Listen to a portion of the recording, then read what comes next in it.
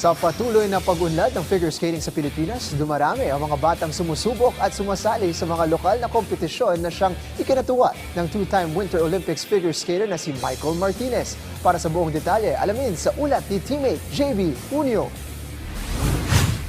Ikinatuwa ng dating Olympian na si Michael Martinez ang pagdami ng mga batang figure skaters na sumasali sa mga lokal na kompetisyon, isang malaking pagbabago kumpara noong kanyang henerasyon. Ayon kay Martinez, mahalaga ang mga ganitong paligsahan dahil dito nasusubok ng mga atleta ang kanilang mga programa at nakikita ang mga aspetong kailangan pang pag-usayin.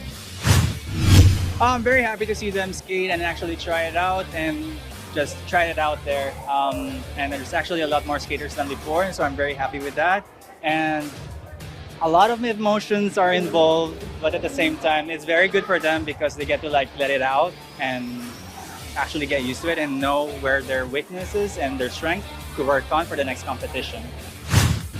Binigyang diin din niya na ang mga lokal na kompetisyon ay nagsisilbing mahalagang hakbang sa paghahanda ng mga skaters para sa mas malalaking torneo sa hinaharap. It's very, very important. Actually, in any competition, it's very important to try it out and, again, to test out your program, especially this one. They are very lucky because before you only have to stick into one competition, like ISU competitive and ISI. Now you can actually do both. So, which is really good. They can test out the programs, let it out the nerves for the important competition.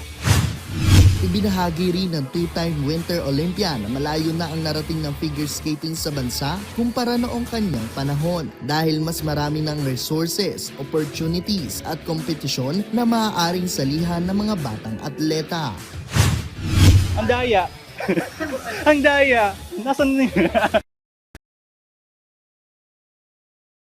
But wala nung panahon ko. During my time struggle, I get to experience it and the kids get to experience it too as well. Na with all these resources and these chances that they have now. Matapos ang mahigit 2 tiro bilang aktibong atleta, tuloy-tuloy naman ang pagtutok ni Martinez sa paghuhubog ng susunod na henerasyon ng mga figure skaters bilang isang coach. At bagamat mahaba pa ang landas patungo sa pinakamataas na antas ng kompetisyon, naniniwala si Martinez na may potensyal ang mga batang skaters na muling kumatawan sa bansa sa Winter Olympics sa hinaharap. I hope so. They just really need to give it 100% and go out there and never give up. So, and then definitely there will be. Sa patuloy na paglakas ng figure skating community sa Pilipinas, umaasa ang mga coach at atleta na mas marami pang Pilipino ang mahihikayat na sumubok sa isang sport na nagbibigay halaga sa disiplina at determinasyon. JB Junio para sa Atletang Pilipino, para sa Bagong Pilipinas.